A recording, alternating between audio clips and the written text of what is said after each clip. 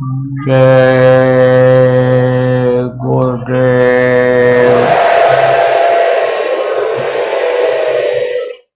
जय गुरुदेव।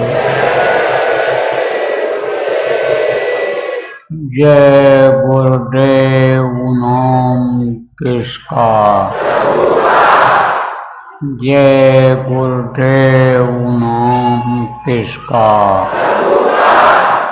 प्रभु का पावन नाम।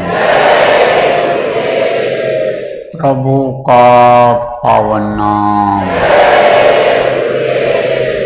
जय गुरुदेव।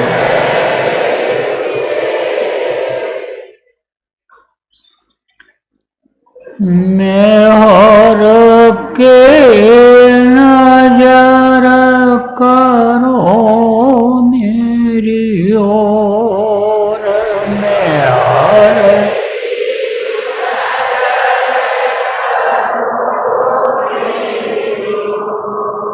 दया के नजर करो मेरी ओर। दया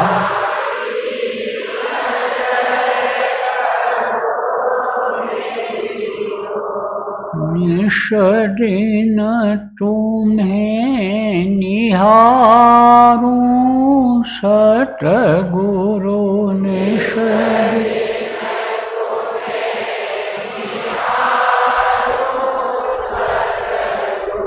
जैसे चंद्र चकोर।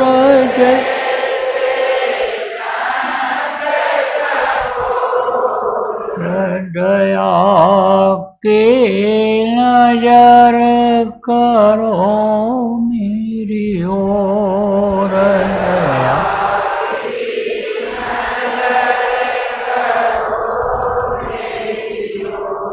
बालक जानी चूक बिसराओ।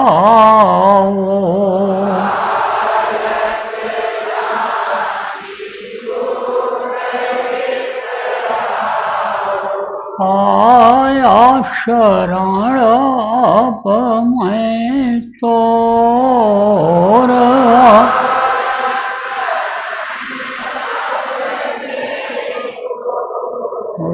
दया के नजर करो मेरी ओर।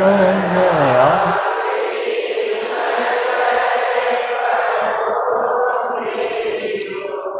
सदा दयालु स्वभाव तुम्हारा।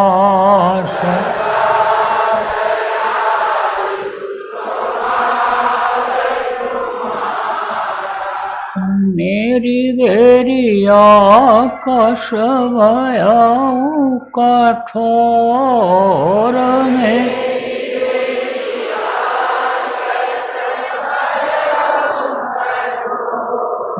दया के नजर करो मेरी ओर।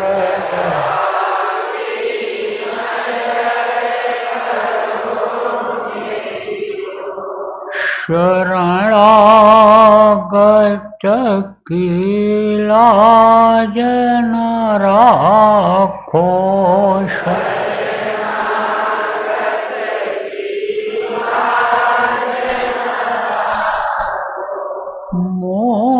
मोसपतित अब जाए कहीं और।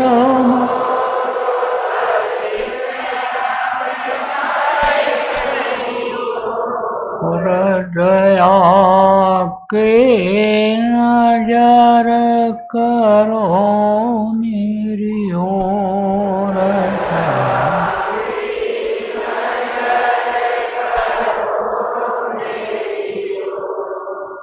मेहर के नजर करो मेरी ओर।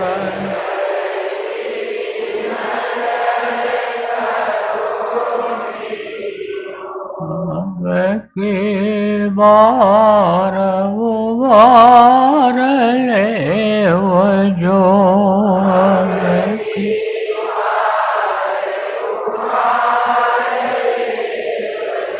किरण धरब पग यही मगोर बेर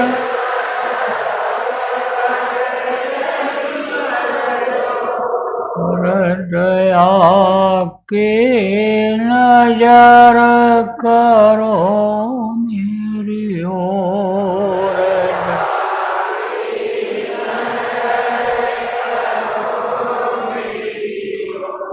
मेहर के नजर करो मेरी ओर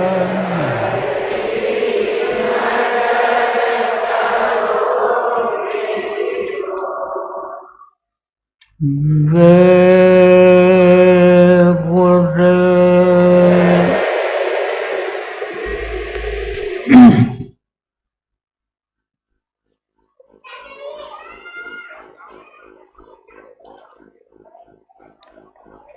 सर्वसमर्थ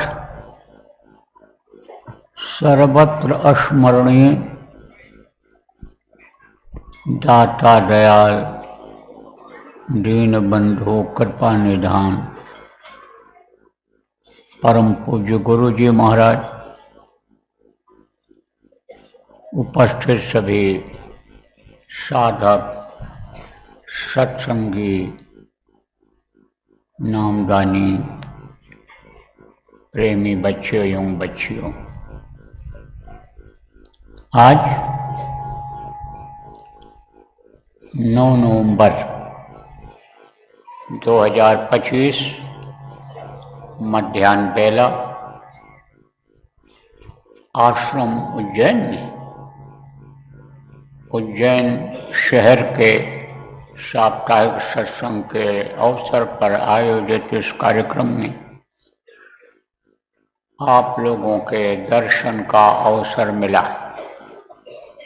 गुरु महाराज के दया मेहरबानी से मेरे भाग्य जगे कि 2 शब्द आपको सुनाने का अवसर जीवन में मिल रहा है। प्रेमी, भाग्य बिना सत्संग न पावे और सत्संग बिना कुछ बूझ न पावे। बूझना का मतलब क्या होता है? जानकारी। कहीं ये कुछ बूझते नहीं, ये कुछ जानते नहीं हैं। तो जानकारी किससे मिलती है? सत्संग से मिलती है। देखो, सत्संग बचपन से ही मिलने लग जाता है। माता पिता को समझाते हैं, मास्टर जी लोग को समझाते हैं, पड़ोसी भाई बहन कुछ अगर बताते हैं तो वो सत्संग के द्वारा बताते हैं। वो भी सत्संग ही कहलाता है, लेकिन वो आमने सामने का सत्संग होता है, वो आम सत्संग होता है।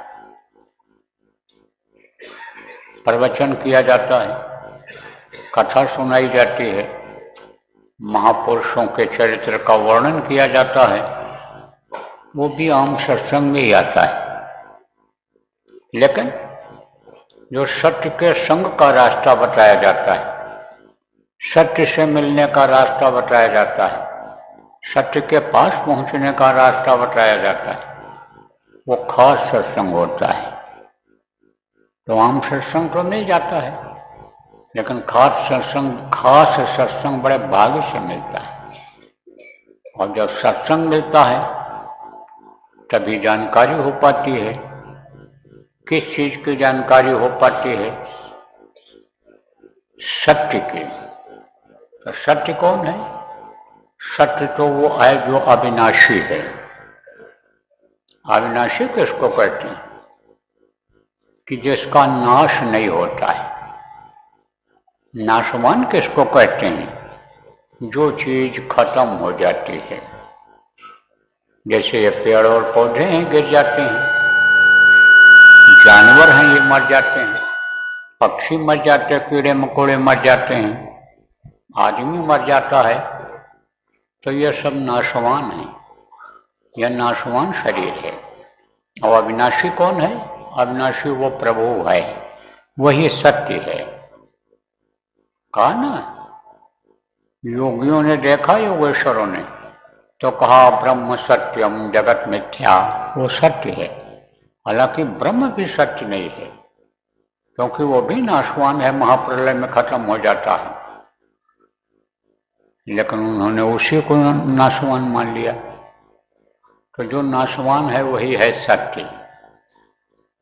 तो जब सत्य का संग करने का बता दिया जाता है, तब सत्संग का पूरा लाभ मिलता है। तो सत्संग मिलता कहाँ है? सत्संग मिलता है संतों के पास। संतों को ही उनकी जानकारी होती है, और उस सत्य का, उस प्रभु का भेद संतों ने ही खोला है। सत्पुरुष का भेद संतों ने ही खोला है। सतलोक चाहे गुरुलोक का भेद संतों ने ही खोला है। संतों के पास इसीलिए तो कहा गया जाना चाहिए। जब जब संत जगत में आवे, ढूंढ भाज उनके दिख जाओ, जाय करो दर्शन और सेवा, पड़े रहो सदा चरण। कहा गया जब जब संत आवे इस धरती पर, तो उनके पास जाते रहना चाहिए, जाना चाहिए, और जा करके उनको देखना चाहिए। दर्शन जिसको कहा गया, दर्शन और सेवा करनी चाहिए। कौन सी सेवा, कैसी सेवा? आपको बताया गया कि दो तरह की सेवा होती है। जैसे शरीर को खिलाने की, पहनाने की, अच्छी जगह रखने की, ये सेवा होती है। एक सेवा ऐसी होती है कि जो उनको सम्मान दिया जाता है, इज्जत दिया जाता है। एक सेवा वो होती है, एक सेवा होती है उनके आदेश का पालन किया जाता है, वो भी सेवा होती है। एक ये तो हो गई बाहर की सेवा, और एक अंदर की सेवा हो गई, आंतरिक सेवा जिसको कहते हैं। आंतरिक सेवा अगर समझ में आ जाए कि आंतरिक सेवा किसको कहते हैं, कैसे किया जाता है, तो अभी सब समझ में आ जाए, सब समझ में आ जाए। देखो, ये आपका शरीर है, देह है, इसको आप देखते हो बाहर से। अब मान लो कोई फफोला पड़ गया, उसका इलाज कर दोगे। कोई दाना निकल आया, उस पर दवा लगा दोगे, ठीक हो जाएगा। कहीं चमड़ी आपकी खराब हो रही है तो उसका इलाज करा लोगे। पैर के अंगूठे का, नाखून का इलाज करा लोगे। लेकिन नाखून निकला कहाँ से है, जब पैर चलता कहाँ से है अंदर से, उसको जब देख लोगे तब अंदर और बाहर दोनों की जानकारी जब आपको हो जाएगी, तब इस बात का पता चल जाएगा कि भाई अंदर खराबी कैसे आई, वो खराबी किस तरह से दूर की जाए, उसको खोजोगे और उस खराबी को दूर कर दोगे तो सब बात बन जाएगी। जैसे वैद्य लोग, जानकार लोग ये कहते हैं कि पेट खराब हो जाए तो समझ लो कि 100 मर्जों के लिए दरवाजा खुल जाता है। और पेट अगर सही रहे, बढ़िया से खाओ जो हजम हो जाए, अच्छा खून बने शरीर में, ऐसी शुद्ध चीज़ों को खाओ जो मनुष्य का भोजन है। शाकाहारी भोजन खाओ, नशे का सेवन न करो, तो शरीर चलता रहता है, दिल दिमाग बुद्धि सही रहती है। तो कहा ना कि जाय करे दर्शन और सेवा, और पड़े रहे सदा चरणन में। अब इसका मतलब ये नहीं होता है कि हमेशा पैर पकड़े रहो, पैरों पर ही पड़े रहो। इसका मतलब ये होता है चरण कमल भूले नहीं। चरण कमल भूलना नहीं चाहिए, गुरु भूलने नहीं चाहिए। गुरु के पास आते जाते रहना चाहिए, सतगुरु के पास आते जाते रहना चाहिए। तो जब उनके पास आते जाते रहेंगे। तो किस काम के लिए आते हैं इस धरती पर? परोपकार के लिए। कैसा परोपकार करते हैं? समझाते हैं, बताते हैं, जीवों को अपने घर अपने प्रभु की याद दिलाते हैं जो भूला हुआ है, और उसके पास पहुंचने का, सत्य के पास पहुंचने का रास्ता बताते हैं, मदद करते हैं और उसके पास तक पहुंचाते भी हैं। कर्मों को धोने का तरीका बताते हैं, क्योंकि कर्म अगर रहेंगे नहीं धुलेंगे तो जीव जा नहीं पाएगा। आपको बताया गया, जो पुराने लोग हो सत्संग में बराबर आते रहते हो, कर्मों को धोना जरूरी होता है। और बार बार जब धोया जाता है तो सफाई हो जाती है। तो जैसे पानी है, पानी से कोई चीज आप बराबर धोते रहो तो गंदगी नहीं आती है। जैसे आप के मैल हो गई और रोज नहाते रहो, मैल छूट जाएगी, और नहाना बंद कर दोगे तो मैल फिर जमा हो जाएगी और रोग हो जाएगा। चमड़ी के ऊपर दाने पड़ जाएंगे, धब्बा पड़ जाएगा, अकौता हो जाएगा, खुजली हो जाएगी, एक्जिमा जिसको कहते हो जाएगा। तो यह सब हो जाता है। तो सत्संग जब कोई पावे, मैला ये सब कट कर जावे, जब सत्संग मिलता है तब ये गंदगी दूर होती है। लेकिन सत्संग सुनो और समझ न पाओ और समझो भी, करो भी नहीं, तो क्या फायदा है? समझो इस बात को बच्चों, आप सब लोग समझो, इस चीज की जरूरत है। सत्संग तो सुनते हो लेकिन समझ नहीं पाते हो, और समझ नहीं पाते हो तो दूसरे से पूछते नहीं हो। जो समझ जाता है उससे पूछते नहीं हो, और अगर पूछते भी हो वो बताता है, कहता है, तो करते नहीं हो। करोगे नहीं तो कैसे तकलीफ जाएगी? तब तो उसी तरह से हो जाता है कि जैसे मिश्री या चीनी समझ लो, चीनी है और चीनी अलग रखी है और पानी अलग रखा है, और कोई ये शरबत बन जाए तो कैसे बनेगा? नहीं बनता है। जब मिश्री को मिलाते हैं पानी में और हिलाते हैं उसको, ऐसे चीनी को जब हिलाते हैं तब वो शरबत बनता है, तब उसका स्वाद मिलता है। ऐसे ही अलग अलग अगर रखा रहेगा तो कैसे शरबत का स्वाद मिलेगा? किस तरह से शरबत का स्वाद मिलेगा? तब तो ठीक उसी तरह से होता है कि जैसे पत्थर के ऊपर पानी डाल दिया जाए या पानी में पत्थर पड़ा रहे, तो पानी के ऊपर पत्थर रहता है, यानी पानी पत्थर के ऊपर रहता है, ऊपर से तो भीगा हुआ दिखता है लेकिन अंदर सूखा रहता है।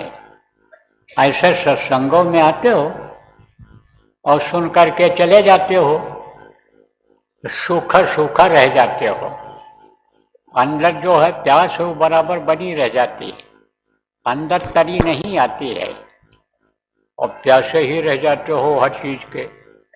दुनिया की चीजों के लिए प्यास बराबर बनी रहती है, खाने पीने की, सोने की, अन्य चीजों की प्यास लगी रहती है, इच्छा बनी रहती है, भूख बनी रहती है।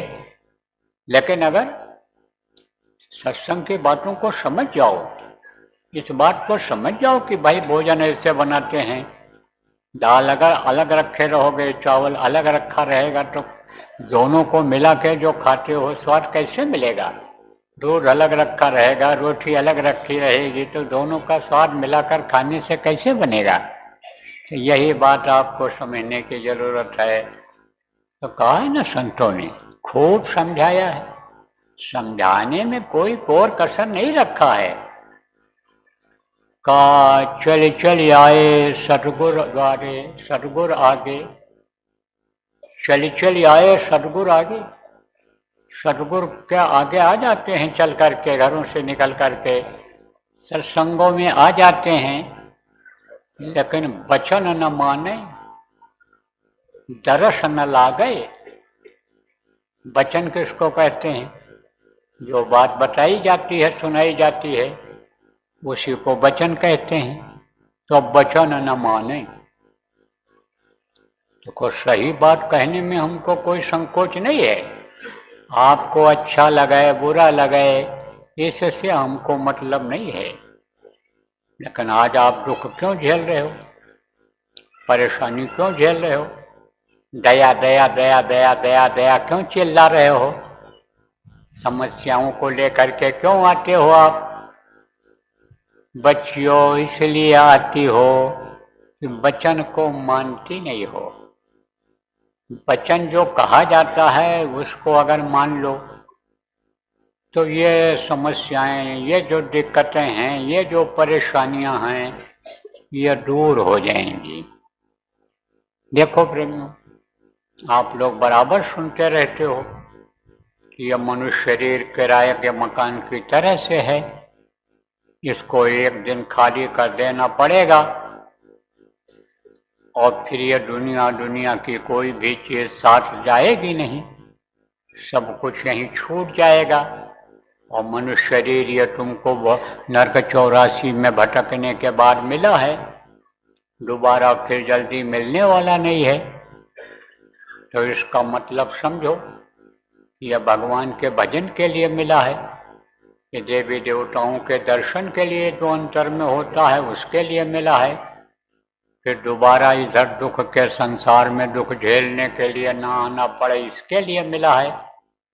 तो ये तो सब सुनते हो और आप दूसरों को सुनाते हो, दूसरों को बच्चियों समझाती हो कि भाई ऐसा ऐसा है,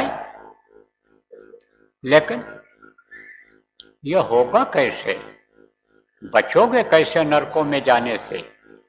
दोबारा फिर इस 84 लाख योनियों में आने से बचोगे कैसे? जन्मते मरते वक्त जो पीड़ा दर्द होती है वो तकलीफ जाएगी कैसे?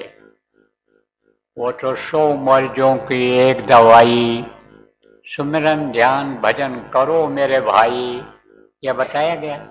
सुमिरन ध्यान भजन करने से जाता है। अब सुमिरन ध्यान भजन कहते हो करते हैं, लेकिन मन नहीं रुकता है, मन साथ नहीं देता है, कुछ दिखाई नहीं पड़ता, कुछ सुनाई नहीं पड़ता है। तो ज्यादातर मन लोगों का दुखों को दूर करने में लगा हुआ है, जो दुख पा रहे उसी को दूर करने में लगा हुआ है। इसीलिए बहुत से लोग जो सत्संगी हो भटक जाते हो, इधर उधर चक्कर लगाते हो और ठगों के चक्कर में, यंत्र मंत्र तंत्र के चक्कर में पड़ जाते हो और उसी में फंस जाते हो। सही रास्ता मिलते हुए, यह देव दुर्लभ शरीर, यह सुंदर काया मिलते हुए, सदगुरु के मिलते हुए, नाम के मिलते हुए भी और आप भटक जाओ, आप तकलीफ झेलो, तो इससे बड़ा दुख जीवन में और क्या हो सकता है? ये इससे बड़ा खेद का विषय और क्या हो सकता है? तो प्रेमियों, कहने का मतलब हमारे ये है कि देखो भाई, वचन को सुनना चाहिए और वचन को मानो। जो कहा जाता है आपकी भलाई के लिए कहा जाता है, अपना कोई स्वार्थ नहीं है इसमें। मानो मानो मेरे भाई, अपना स्वार्थ नहीं है कोई, अपना कोई स्वार्थ इसमें नहीं है। अपने तो कर्तव्य का पालन करते हैं, गुरु के आदेश का पालन मैं बराबर करने की कोशिश करता हूँ। गुरु के आदेश के पालन से ही मैं आपको कुछ सुनाता हूँ, तो हमारा कोई स्वार्थ नहीं। लेकिन उपदेश करना बताना ये हमारा धर्म है, ये हमारे गुरु का आदेश था, तो उस आदेश का मैं पालन करता हूँ। अब आप भी अगर आदेश का पालन करोगे तो 100 मर्जों की एक दवाई। ये जो मर्ज है, कौन सा मर्ज है? चाहे सिर में दर्द हो, चाहे पैर में दर्द हो, चाहे पेट में दर्द हो, चाहे अन्य समझो लैट्रिन पतली आती हो, चाहे बुखार आता हो, खांसी आती हो, ये तो मर्ज है ही। लेकिन दिन रात सोचना, दिन रात दुनिया को याद करना, दुनिया की इच्छा में फंसे रहना, ये बहुत बड़ा मर्ज है। ये छोटा मोटा मर्ज नहीं है। ये जो पेट का दर्द है, सिर का दर्द है, पैर का दर्द है, ये तो दवा खाने से दूर हो जाता है। लेकिन ये जो सोचते रहना, दुनिया की चीज़ों को चाहना, दुनिया की तरफ से दुनिया की तरफ लगे रहना, ये बहुत बड़ा मर्ज है। असाध्य मर्ग जिसको कहते हैं, असाध्य रोग जिसको कहते हैं, तो असाध्य रोग से बचने की जरूरत है। तब आपका काम बनेगा 100 मर्जों की एक दवाई। ये दवाई समझ लो क्या है? सुमिरन, ध्यान, भजन करो मेरे भाई। सुमिरन, ध्यान और भजन, ये 3 प्रमुख है। जैसे 3 देवता कहे गए, आप समझो ब्रह्मा विष्णु महेश, ये त्रिदेव हैं। इन्हीं से सारे देवताओं की उत्पत्ति हुई है, इन्हीं लोगों से सृष्टि चल रही है। सृष्टि चलाने का काम करते हैं और आपके समझो सृष्टि बढ़ाने का काम करते हैं और संहार का काम करते हैं। यही 3 देवता हैं मुख्य रूप से। जैसे ये 3 हैं, जैसे आप समझो कि ये मृत्युलोक है और स्वर्गलोक है, वैकुंठ लोक है, 3 लोक है। जैसे आप ये समझो ये पिंडी शरीर है, अंडी शरीर, ब्रह्मांडी शरीर है, ऐसे ये समझो कि शरीर है। तो 3 ये मुख्य है। ये 3 को अगर आप याद कर लो और 3 को बराबर न भूलो तो सारी तकलीफ दूर हो जाएगी। चाहे शरीर की तकलीफ हो और चाहे मन सोचने में लगा रहता हो, कुछ पाने की इच्छा में लगा रहता हो, चाहे लोभ लालच में लगा रहता हो, चाहे यह मन अहंकार में आ जाता हो, तो इसी से सब चला जाएगा। लेकिन ये जाएगा कैसे? कहने से नहीं जाएगा, सुनने से नहीं जाएगा, करने से जाएगा। तो करना पड़ेगा, क्योंकि कर्म ऐसा बन गया कि जिसकी वजह से यह मनुष्य शरीर मिल गया। अब इस मनुष्य शरीर से ही अब कर्म किया जा सकता है। किसी बैल को सत्संग सुना दिया जाए, भैंस को सुना दिया जाए, नामदान भी उसके कान में दे दिया जाए, ऐसे बताया जाए, कान के पास लाउड स्पीकर लगा के सुना दिया जाए, लेकिन वो कर पाएगा? जानवर नहीं कर सकते, पशु पक्षी नहीं कर सकते हैं। संस्कार जरूर उनका बन जाता है। मनुष्य शरीर भले वो पा जाएं जो सत्संगों में आ जाते हैं, सत्संग के वचन कानों में पड़ जाते हैं, या दृष्टि पड़ जाती है, उनकी दया हो जाती है जब उन पर, तो मनुष्य शरीर भले पा जाएं।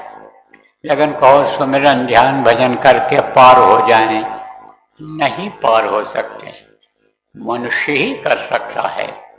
अब मनुष्य अगर इससे चूक रहा है, अगर आप नामदानी हो करके चूक रहे हो, बच्चियों नामदानी हो करके आप नहीं कर पा रहे हो, तो इसी को कहा जाएगा अभाग्य।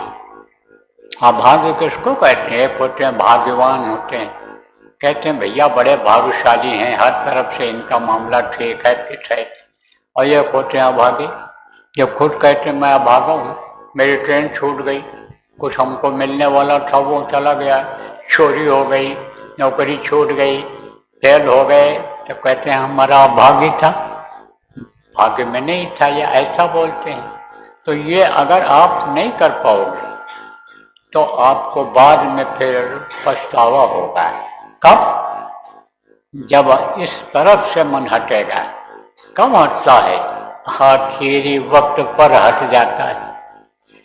कोई मरने वाला है या शरीर चल फिर नहीं रहा है, एकदम पड़ा रहता है चारपाई, कुछ करने लायक जब नहीं होता है, तब उसको कोई चीज अच्छी नहीं लगती है, फिर उसको पछतावा होता है कि देखो ये धन दौलत, ये महल अटारी, ये जो देखो हमने मेहनत करके जिंदगी में तैयार किया, बाल बच्चों को जो हमने पढ़ाया लिखाया, जो नाती पोता को अच्छे ओहदे पर पहुंचाया, अच्छा धन कमाने लग गए, अच्छी इज्जत बन गई, अब देखो हम वो काम नहीं कर सकते हैं। तब होश आता है कि भाई अब तो जाना ही पड़ेगा दुनिया छोड़ के, क्योंकि यही हालत पिताजी की भी थी, दादाजी की भी थी, और वो कुछ नहीं कर पाए, बुढ़ापे में उनको शरीर छोड़कर जाना पड़ा, तो हमको भी अब जाना पड़ेगा। अब तो भैया बस किसी तरह से प्राण निकल जाए, दुख नहीं झेला जा सकता है इस बुढ़ापे का। चलने में देखकर, देखने में देखकर, सुनने में देखकर, खाने में देखकर, खा लो तो हजम होने में देखकर, तब यह महसूस होता है समय न निकल जाए आपका।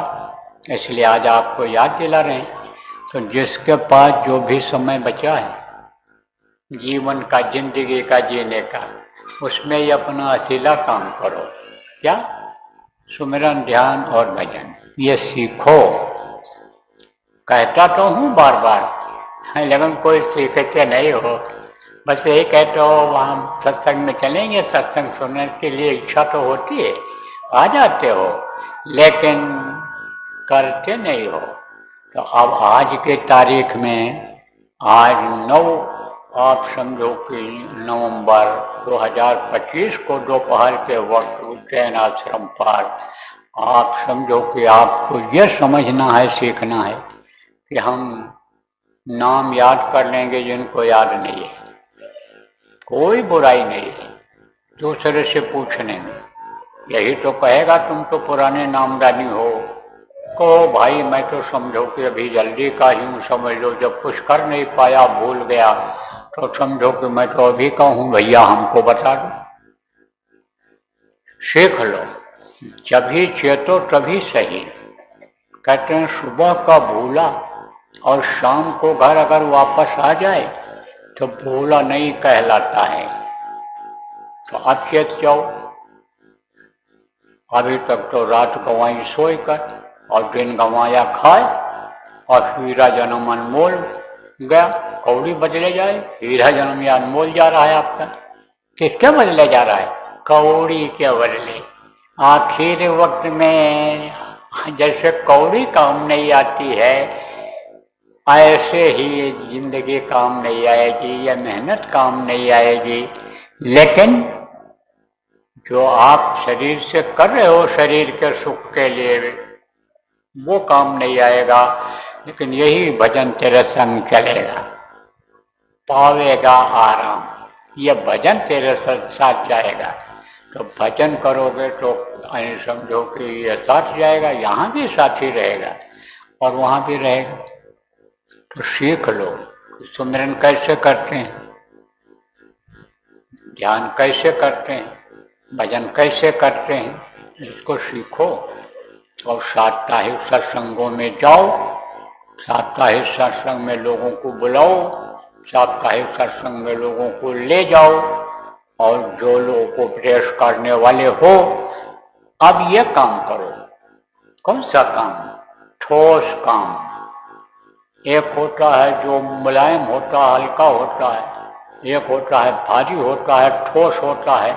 कहते हैं ना इनका मामला लोहा है, ऐसे कहते हैं लोहा है, यानी यह काम हमारा हो गया, यह पक्का हो गया, अब हो जाएगा। तो लोहा काम करो अम्मा, जो समझाने वाले हो, बताने वाले हो, उपदेश करने वाले हो, आप इनको वहाँ समझाओ बैठा करके।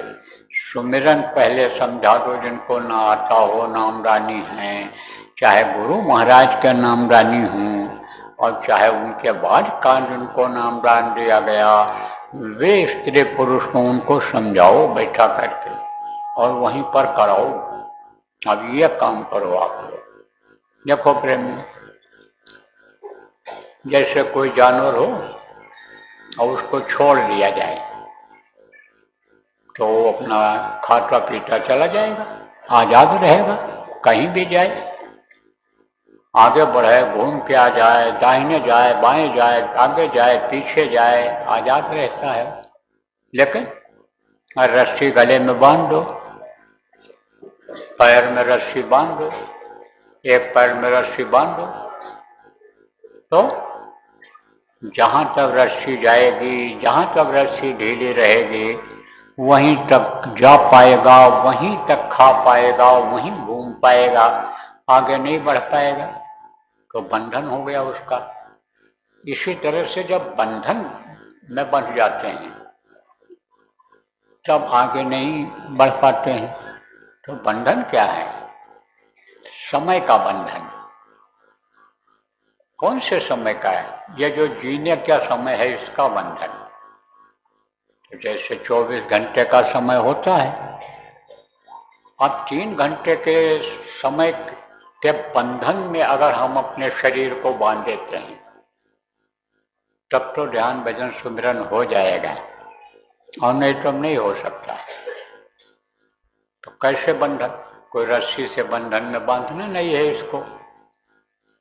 इसको बांधना है समय के बंधन में, सुमिरन ध्यान भजन के बंधन में बांधना है। मोटी बात आप ये समझो, सबके समझने वाली बात बताता हूँ आपको, कि आप लोग यह संकल्प बना लो कि कम से कम 3 घंटा हमको 24 घंटे में समय निकाल करके ध्यान भजन सुमिरन कर लेना है। अब ये कोई जरूरी नहीं है कि आपके पास टाइम नहीं है और आप 3 घंटा बैठे ही रहो, कोई जरूरी नहीं है। कुल मिला करके कम से कम 3 घंटा कर दो। आधा घंटा बैठो, 15 मिनट बैठ के ध्यान लगाओ, 15 मिनट फिर भजन कर लो, जब मौका मिले तब एक बार 24 घंटे में सुमिरन कर लो। तो कुल मिला करके इतना कोटा आपका पूरा हो जाए। आधा आधा घंटा आप 6 बार करो तो भी आपका 3 घंटा हो गया।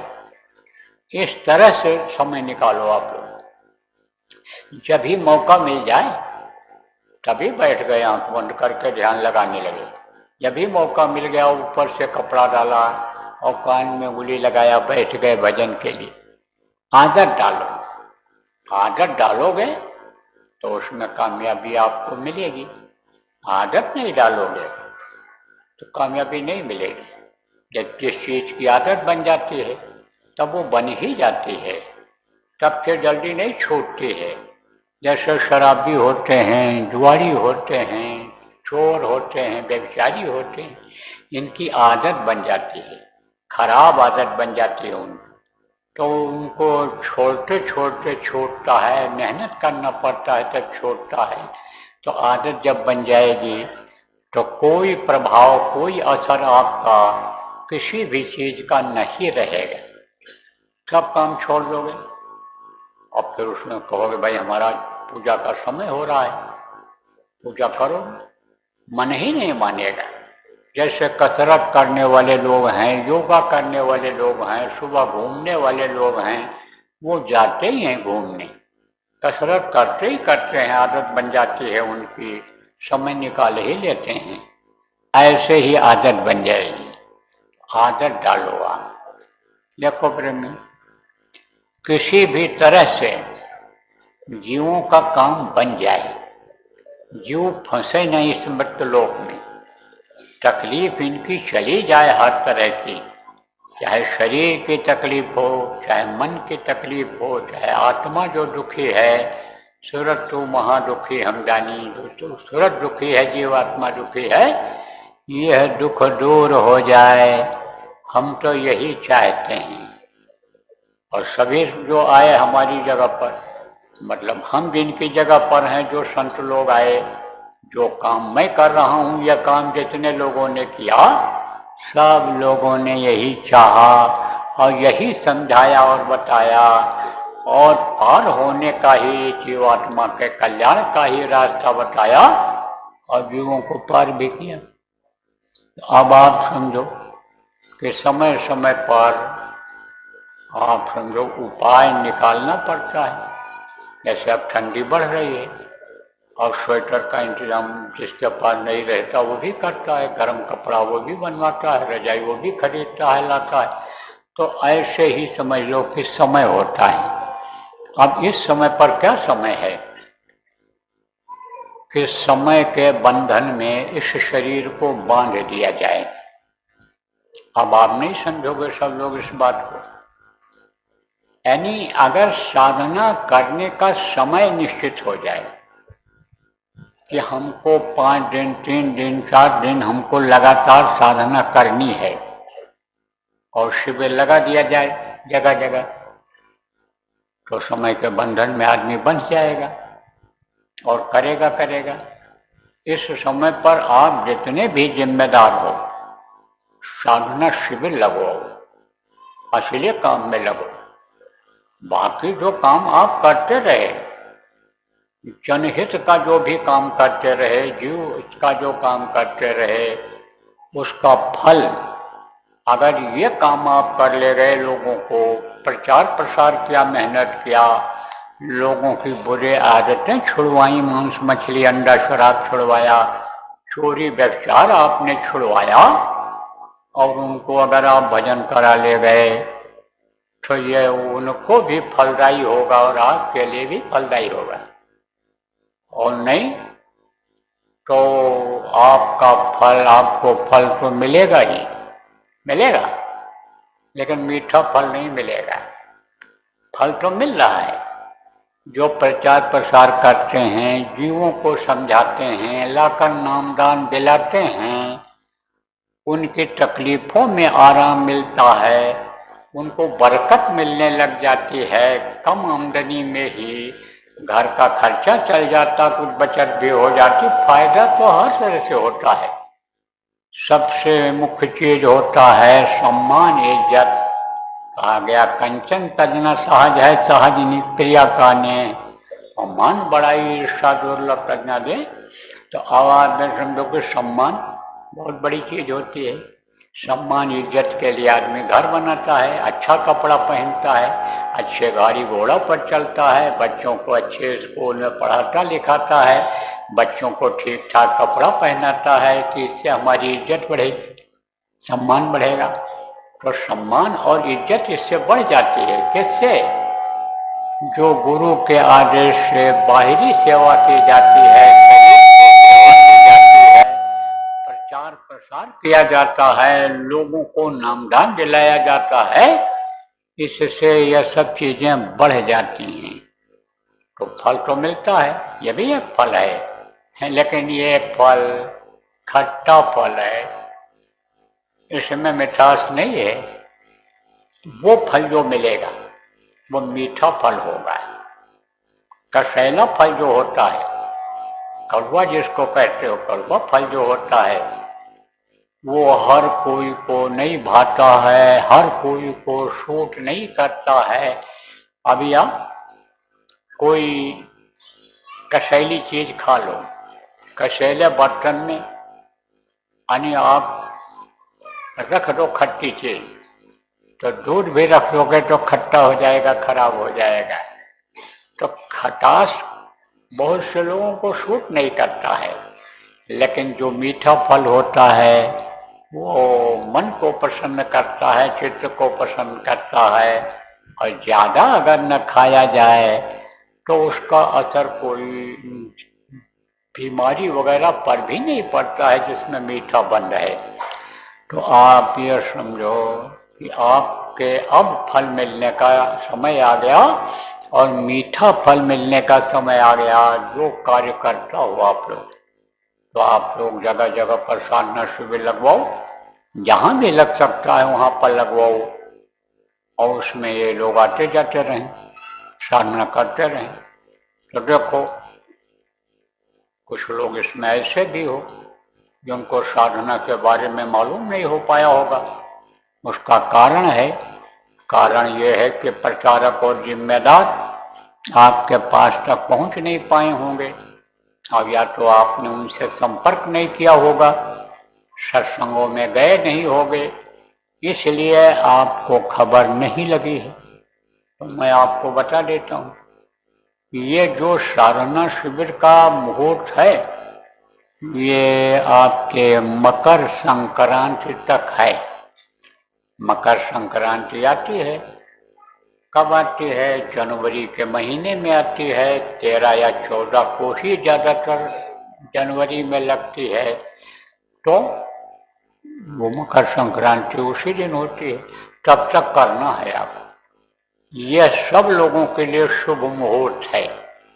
जैसे नवरात्र आती है तो उसमें विद्वान लोग, इनको पंडित जी लोग कहते हो, पुरोहित जी कहते हो, वो सबको बता देते हैं कि यह शुभ समय है, इसमें कभी भी कोई भी काम करो तो वो फलदायी होगा, वो फलेगा फूलेगा आपके लिए, उसमें सफलता मिलेगी, कामयाबी मिलेगी।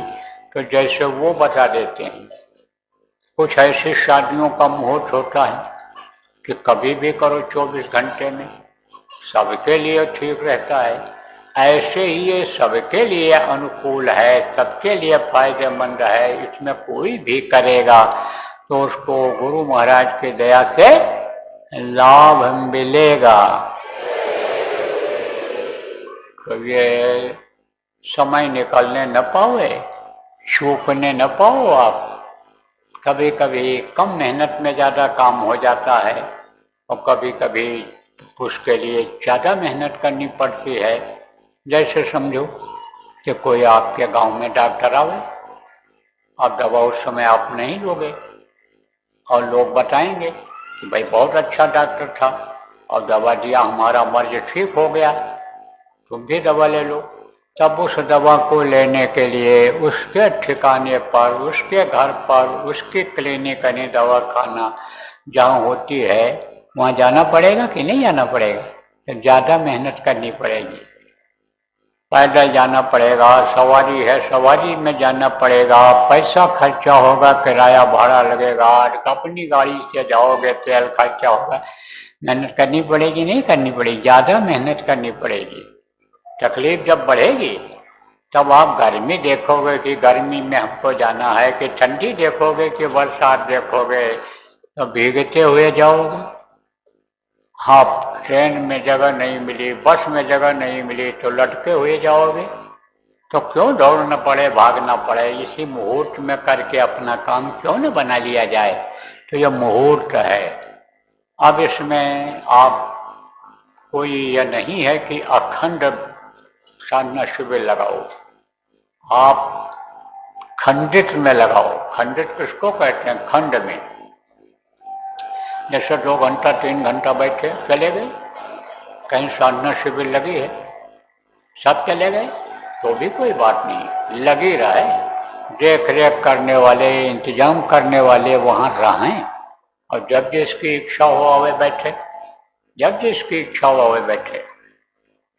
कहीं कहीं देखो ये ठंडी का महीना बहुत अच्छा रहेगा, यह मौसम बहुत अच्छा रहेगा। जैसे आपके इधर दक्षिण भारत में है, महाराष्ट्र के दक्षिणी क्षेत्र और पूर्वी क्षेत्र में है, आपके गुजरात के उधर का सौराष्ट्र में है, आपके छत्तीसगढ़ में दक्षिणी क्षेत्र में ये दुर्गराज नाथ गाँव और आपके रायपुर में है। तो ये मौसम वहाँ बहुत अच्छा रहेगा। कुछ जगहों पर ठंडी ज़्यादा रहेगी, जहाँ पर ठंडी ज़्यादा हो वहाँ पर 11 बजे तक करो, और सोने की व्यवस्था अगर है तो वहीं सो जाओ, वहीं पर सो जाओ। लेकिन बच्चियाँ अगर जाती हैं तो रात को वहाँ नहीं सोएंगी, औरतें वहाँ रात को नहीं रुकेंगी।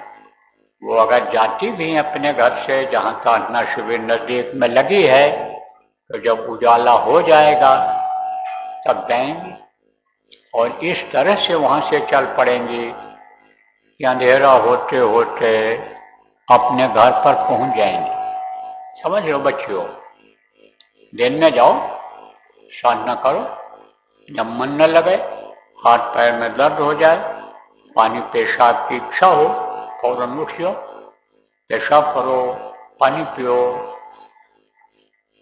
अगर वहाँ व्यवस्था है तो वहाँ भोजन कर लो, नहीं अपना लेकर के जाओ, खा लो, और फिर उसके बाद फिर बैठ जाओ। पैर में तकलीफ हो गई बैठे बैठे देर तक, तो आप घूम लो, शून्य होने लगा झुंझुनी मिटा लो और उसके बाद फिर बैठो। और जैसे देखो कि अब शाम होने का समय आ रहा है तैसे अपना वहां से चल पड़ो। पुरुष लोग वहां रुक सकते हैं तो रुकने की व्यवस्था है। दिन में अपना नौकरी कर लिया, दुकान खोल करके कुछ कमा लिया और शाम के समय चले गए और रात में देर तक बैठे, 11 बजे तक सो गए। सुबह फिर घंटा 2 घंटा करके फिर वहीं से चले गए, दुकान खोल दिया, या घर हो करके खोल चले गए, फिर घर दुकान खोल दिया, दफ्तर में चले गए अपने। इस तरह से करना है आपकी बात। अब परिस्थितियां हैं आदमी की। परिस्थिति किसको कहते हैं? मजबूरी जिसको कहते हो। कहीं मान लो 5 किलोमीटर 4 किलोमीटर पर 8 किलोमीटर पर सांत्वना शिविर लगी है, क्योंकि जहां संभव होगा मुमकिन होगा वहीं तो लगेगा। जहां ज्यादा लोग होंगे, जगह होगी, लगा ले जाएंगे, वहीं तो लगेगा। सब जगह नहीं लग पाएगा तो अपने अपने घर में ही लगा लो साधना शिविर। घर के ही लोग बैठ करके साधना करो तो उस दिन सब साधना में ही ज्यादातर समय दो। थोड़ा देर से भी चले गए दुकान पर, दुकान से जल्दी बंद करके चले आए, दफ्तर में शाम को छुट्टी मांग करके अधिकारी से थोड़ा जल्दी चले आए और बैठे। ज्यादा समय देना रहेगा। जो लोग घर में खाली रहें अपने काम से, सेवा, घर की सेवा से, बच्चों की सेवा से, जिनको समय मिल जाए बारी बारी घर में ही बैठो। आप कई कमरे हैं, एक कमरा निश्चित कर लो, नहीं एक कमरा है तो उसी में देख लो, हिसाब बना लो अपना।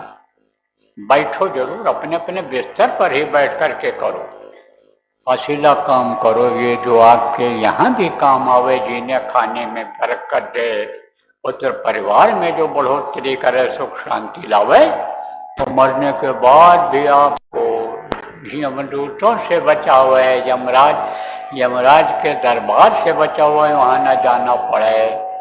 इन देवी देवताओं के चक्कर से जो भी बाधा डालते हैं अपने घर अपने वतन जाने में, उन सब से बचा हुआ है और आखिर में ये अपने घर पहुंचा दे, जहां से आपको आनी समझो कि आना न हो, कभी इधर उतरना न हो, ये वहां पहुंचा दे।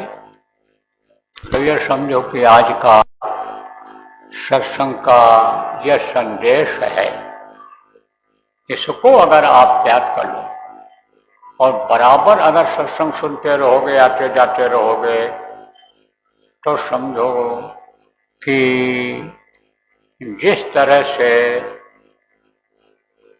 त्रिवेणी स्नान में लोग कहते हैं कि पाप धुल जाता है, ऐसे कर्म आपके धुलेंगे। देखो प्रेमी, हिंदू धर्म में 68 ये प्रमुख धर्म स्थान है। धर्म स्थान किसको कहते हैं? जहाँ कभी महात्मा रहते थे, या जहाँ कहीं देवी देवताओं का मंदिर बना दिया गया है और वहाँ लोग जाने लगे हैं, उपदेश वहाँ होने लगा है, संदेश लोगों को मिलने लग गया है, अच्छा संदेश मिलने लग गया है, धर्म कर्म की बात जहाँ होने लग गई है, उसी को लोगों ने धार्मिक स्थान मान लिया है, धाम मान लिया है, तीर्थ स्थान मान लिया है। तो पूरे देश में 68 ये तीर्थ स्थान हैं, अलग अलग नाम से हैं। जैसे आपका अयोध्या भी तीर्थ स्थान है उत्तर प्रदेश में, मथुरा भी तीर्थ स्थान है, मथुरा वृंदावन तीर्थ स्थान है, बनारस तीर्थ स्थान है। उत्तर प्रदेश में आप समझो ये तीर्थ स्थान है। और उधर चले जाओ आप उड़ीसा की तरफ, वहाँ जगन्नाथपुरी है। उधर चले जाओ आप वज्र का आश्रम है, बद्रीनाथ जिसको कहते हैं। दक्षिण में चले जाओ रामेश्वरम है, अन्य भी तीर्थ स्थान घूरो। आप ये समझो कि जैसे तिरुपति बालाजी है आंध्र प्रदेश में, कर्नाटक में उड़ुपी है, केरल में शबरीमाला है। तो ये सब क्या है? ये सब तीर्थ स्थान है। लेकिन सबसे बड़ा तीर्थ स्थान किसको माना गया? प्रयाग को। क्यों प्रयाग माना गया प्रयाग को? इसलिए कि वहां 3 नदियों का संगम होता है। 3 नदियां वहां मिलती हैं, गंगा, यमुना और सरस्वती। ये 3 नदियां हैं तो वहां मिलती हैं।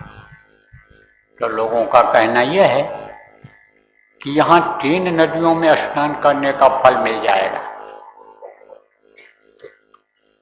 प्रयाग को आप ये समझो कि मुख्य तीर्थ स्थान बताया गया है। तीर्थों का राजा जिसको कहते हैं वो लोगों ने माना है, विद्वानों ने, धार्मिक लोगों ने। इसी तरह से जितने भी हैं ऋषि मुनि हैं, योगी योगेश्वर हैं, अलग अलग नाम है इन लोगों का, अलग अलग दर्जा है, आपको बताया गया। उनमें संत जो होते हैं वो सबसे प्रमुख होते हैं।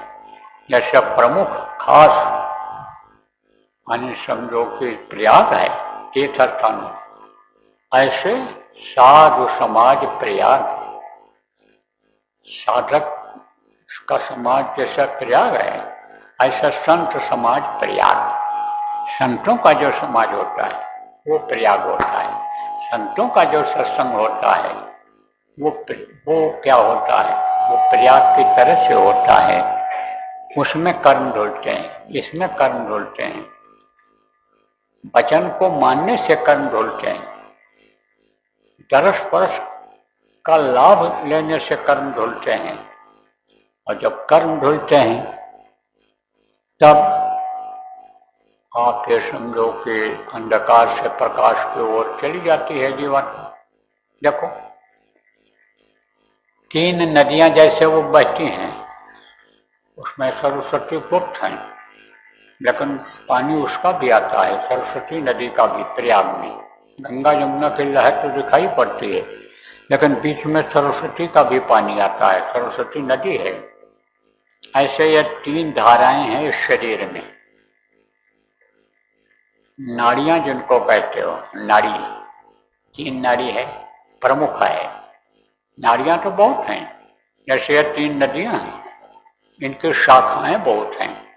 शाखा मतलब क्या होता है? जैसे नदी में से नाला निकल गया और नाले में से जैसे आप नाली निकाल देते हो खेत की सिंचाई के लिए, ऐसे ही शाखाएं वो कहलाती हैं। तो शाखाएं उनमें बहुत हैं। तो शाखाएं जैसे नदी नाले में है ऐसे ही उसमें है शाखाएं। किसमें? इस शरीर के चलाने में 3 है प्रमुख।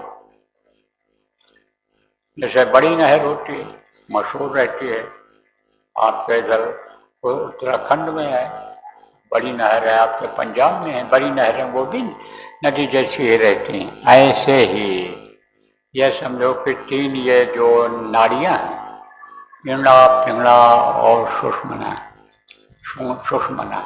तो सुषमना नाड़ी कहाँ से जुड़ी हुई है?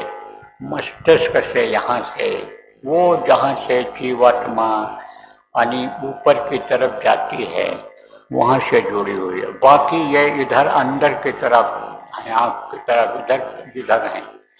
तो जब ये तीनों धाराएं मिलती हैं एक जगह पर, जब ये मिल जाती हैं तीनों ये शक्तियाँ जो शरीर को चलाने वाली हैं, तब आप ये समझो कि प्रयाग का स्नान एक तरह से होता है तो उसका फल मिलता है। तो मन को रोकने का।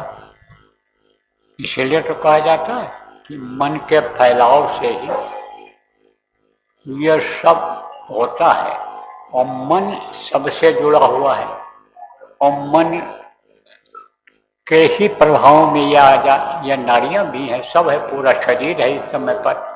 तो मन को जब रोका जाता है, जब नीचे की तरफ से खिंचाव होता है ऊपर की तरफ, और वहां पर जब जाते हैं तब स्नान होता है। सब कहते हैं कि जैसे त्रिवेणी स्नान में पाप धुलता है, पाप धोने के लिए लोग जाते हैं प्रयाग में कि हमारे पाप धुलेंगे, कर्म कटेंगे, हमारा शरीर की सफाई हो जाएगी, हमको 3 नदियों का जल मिल जाएगा, कि जैसे से हमारा शरीर की जो ये तकलीफ है, दांत खा जाओ, ये सब चीज़ें हैं बहुत सी, इसी से ठीक होती हैं। कैसे ठीक होती हैं? जल से, पानी से। वहाँ पर देहरादून के आगे एक गर्म पानी का स्थान है, कुंड है, वहाँ जो है आपके यानी गर्म पानी निकलता है, उसमें स्नान करते हैं। पानी ऐसा है कि जो जैसे लोहे का पानी होता है, लोहा पड़ा हुआ उसका हुआ उस तरह का आता है उसमें। तो उससे जो है बीमारियां लोगों की ठीक होती हैं, तो वहाँ लोग नहाने के लिए जाते हैं। ऐसे सफाई जब हो जाती है अंदर की, जब ये मिल जाती हैं धाराएं अंदर में, जब ये तीनों मिल जाती हैं तब पाप नष्ट हो जाते हैं। और पाप जब नष्ट हो जाते हैं तब वो जो रोक है जीवात्मा के सामने, जो कर्मों का, पाप का जो लगा हुआ है दरवाजा, वो खुल जाता है और फिर जीव निकल जाता है, आगे बढ़ जाता है। तो वसीला काम यह है, इसको करो और देखो, कह के सुन करके, और अगर चुप हो जाएंगे, नहीं कुछ करेंगे, या कार्यकर्ताओं नहीं कुछ इनको बताओगे, बच्चियों इनको नहीं समझाओगे, कैसे काम बनेगा, कैसे फायदा होगा लोगों को। इसलिए आज जो कार्यक्रम ये यहाँ किया जा रहा है, प्रेमियों ने तो कहा था कि हमारे साप्ताहिक सत्संग में आ जाइए, तो हमने कहा यहीं क्यों ना आ जाते हो, यहाँ जगह ज़्यादा है, वहाँ जगह थोड़ी रहेगी, आदमी ज़्यादा आ गए तो कहाँ बैठ पाएँ, तो यहीं पर आयोजित कर लिया गया। तो यहाँ पर आप दो काम करो, आप यहाँ पर समझो और समझाओ लोगों को, और मीटिंग करो, और जिम्मेदारियां जो गांव के लोग आप आए हो, आप लोग ले लो जो ले सकते हो। समझदार लोग जो हो, पढ़ाई लिखाई जिन्होंने किया है और ये चाहते हो कि इस पढ़ाई लिखाई का उपयोग कुछ परमार्थ में भी हो जाए, तो आप जिम्मेदारी ले लो कि हम लोग साधना शिविर लगवाएंगे, हम लोगों को समझाएंगे कि घरों में लोग साधना शिविर लगाएं और साधना करें, और हम लोग सुमिरन ध्यान भजन समझाएंगे और सुमिरन ध्यान समझाने की व्यवस्था बनाएंगे। इसकी जिम्मेदारी ले लो। और जो लोग जिम्मेदार हो, अपने को जिम्मेदार समझते हो, या इन प्रेमियों ने आपको जिम्मेदार बना रखा है, आप लोग मीटिंग करके और योजना बनाओ, इनकी बनवा दो। पहला विषय ये ले लो, फिर उसके बाद दूसरा विषय, तीसरा विषय जो आपका हो उसको ले लो। प्रेमियों, यह आश्रम है, किसका आश्रम है? यह आपका आश्रम है, सब लोगों का आश्रम है। ये एक आदमी का नहीं है। ये किसके नाम से है? ये बाबा जय गुरुदेव जी महाराज के नाम से है। यह हमारे आपके गुरु महाराज के नाम का आश्रम है। तो यहाँ की व्यवस्था भी आप देख लो, कोई कमी यहाँ न होने पावे, क्योंकि सब लोग अगर मिल करके करोगे तो कोई भी समस्या होगी, दिक्कत परेशानी होगी तो दूर हो जाएगी। समस्याएं आती हैं, लेकिन दूर कर दी जाए जब तो समस्याएं खत्म हो जाती हैं, और नहीं तो फिर दिक्कत आती रहती है। तो उस पर भी आप लोग विचार कर लेना, समझ लेना। तो अब देखो भोजन तैयार हो रहा होगा, तैयार हो जाए तो आप खा लेना और फिर उसके बाद बैठ जाना, यहीं पर बैठ जाना फिर, और अपनी सब योजना बना लेना, जिम्मेदारी ले लेना। जिम्मेदार लोग इनको एक एक कागज पकड़ा दो और ये लिख कर दे दें कि हम लोग साधना शिविर लगवाएंगे, हम लोग सेवा इतना समय दे देंगे सेवा। बच्चियां भी अपना लगवा सकती हैं अपने अपने मोहल्ले में, अपने अपने घरों में, जहाँ जगह है, जहाँ जैसा संभव हो वहाँ वैसा कर सकते हो आप लोग, तो खुद लिख कर दे दो। और आप जो जिम्मेदार लोग हो इनकी व्यवस्था बनवा दो। और आश्रम से संबंधित कोई समस्या आपकी, क्योंकि मैं भी जब निकल जाता हूँ तो काफ़ी दिनों के बाद लौटता हूँ, तो मैं भी यहाँ नहीं देख पाता हूँ कुछ। तो यहाँ भी आपके उठने बैठने की जगह, आने जाने की जगह, और जो चीज़ यह है वो सब ये रह जाए, तो उसके बारे में भी विचार कर लो। उसमें भी जो आप सेवा सहयोग कर सकते हो, तन मन की सेवा कर दो। धन की भी आप लोग वही करते हो, उसी से यह चलता है, तो उस पर भी आप लोग योजना बना लो। तो घंटा 2 घंटा समझो आप कि जो मीटिंग करो वो समझ लो कि हम सत्संग ही सुनते रहे, उसी में रहे। तो यहाँ भी भोजन करके और समय निकाल लेना। तो अब होगी छुट्टी, लेकिन बगैर भजन ध्यान के छुट्टी नहीं। सुबह तो हुआ है, यहाँ शाम को भी होता है, 2.5-3 घंटा करते हैं लोग, सुबह भी शाम को भी। और आप लोग घर पर भी करते हो, कुछ लोगों की आदत भी बनी है। लेकिन जितना ही गुड़ छोड़ा जाता है, डाला जाता है, उतना ही मीठा होता है। जितना ही करोगे उतना ही मीठा रहेगा, मिठास रहेगा जीवन में। तो बैठ जाओ थोड़ी देर ध्यान पर, डालो कपड़ा ऊपर से, कपड़ा डाल लो और आंख बंद करो और दूर देखो। देखो सुन लो, फिर करो, सुन लो। साधना शिविर में जब बैठना तो दूर देखना, ऐसे बदन एकदम ढीला रहेगा। चाहे साधना शिविर में बैठो, चाहे कभी भी बैठो, जब ध्यान लगाओ तो एकदम ढीला बदन रखो, टाइट नहीं करना है।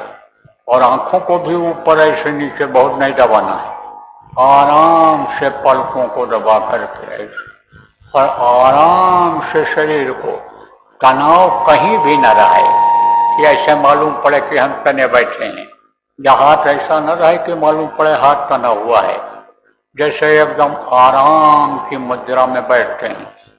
योग कराने वाले सिखाते हैं कि एकदम से ऐसे आंख बंद कर लो और सुस्त पड़ जाओ, शरीर को भूल जाओ, ऐसे ही भूलना पड़ता है।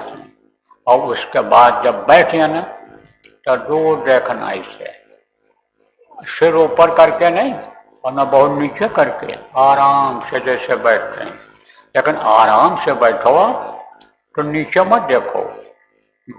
ऐसे अगर सिर थोड़ा नीचे भी रहे तो सामने देखो, सामने देखो, सामने से थोड़ा सा ऊपर, ऐसे हल्का सा ऐसे ऊपर देखो।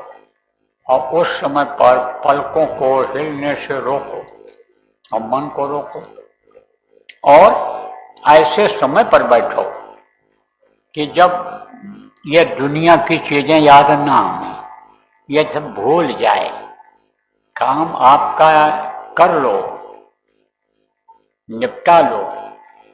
तो वैसे तो यह काम दुनिया का खत्म होने वाला नहीं है, लेकिन जो जरूरी काम है उसको आप कर लो।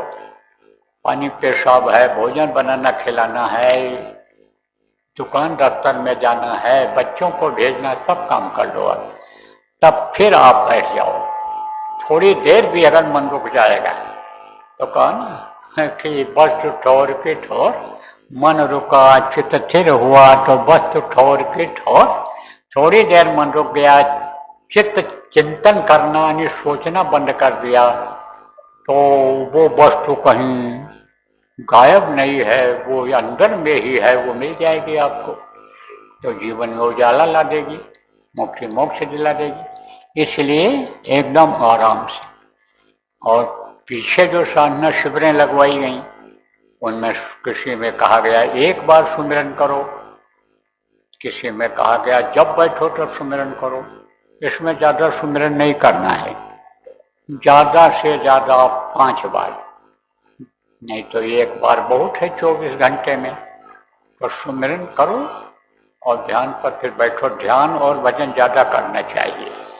सुमिरन करने से क्या होता है, ये धनी खुश होते हैं, और इधर से जब उनको देखते हैं, जब उधर मन जाता है, तब क्या होता है, तब समझो इधर नीचे का लगाव खत्म हो जाता है।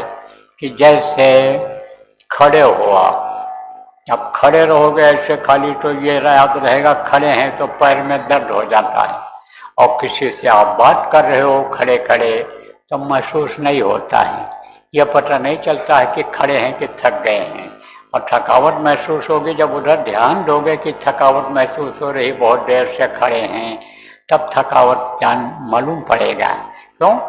क्योंकि बातों में लगे रहते हो, ध्यान उधर रहता है।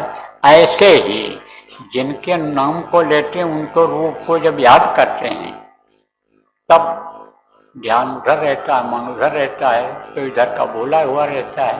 तो उससे ध्यान और भजन में यानी सुमिरन करने से जिनके नाम को लिया, रूप को याद किया, उससे क्या होता है कि ध्यान में आराम मिल जाता, आसानी हो जाती है। और भजन में आसानी हो जाती है।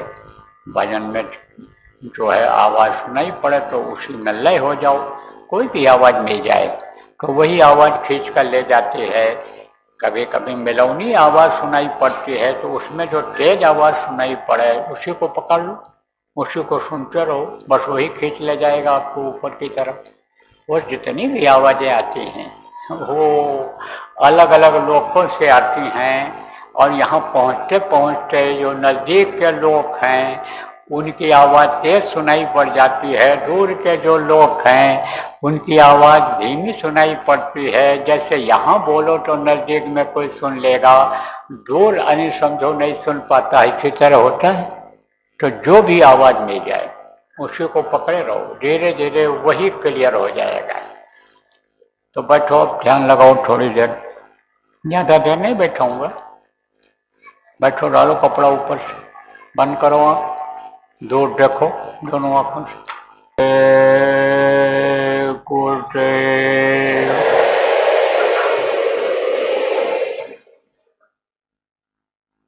जय गुरुदेव, जय गुरुदेव, जय गुरुदेव, जय जय गुरुदेव।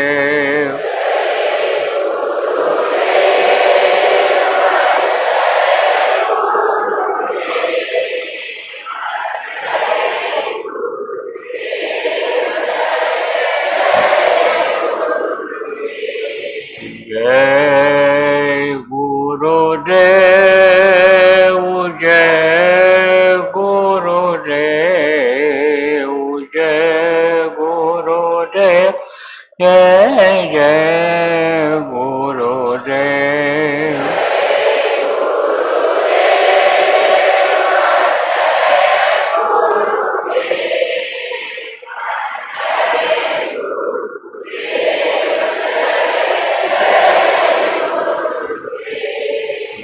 जय गुरुदेव,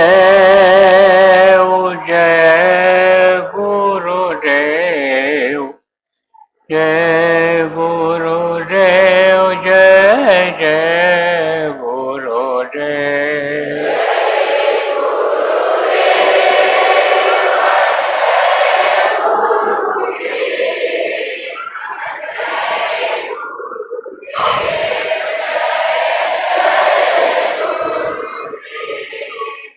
जय गुरुदेव।